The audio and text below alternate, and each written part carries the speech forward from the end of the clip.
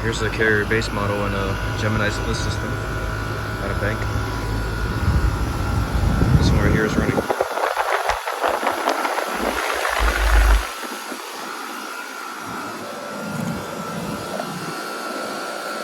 That's way, like, really cold.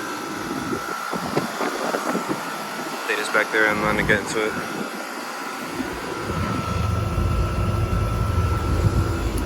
Here's the carrier base model.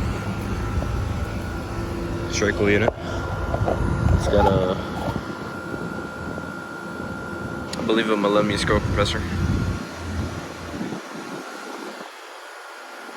haven't filmed these in a while. It's a 5-ton from the 21st week of 2006. That one has not been running, I don't think.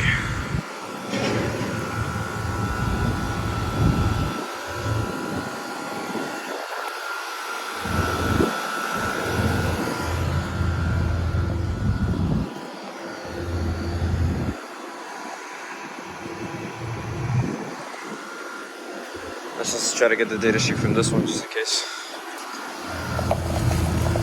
That one is also from 2006. The same week as a base model right there. Yeah, those are 2 carrier units at a bank. Over and out.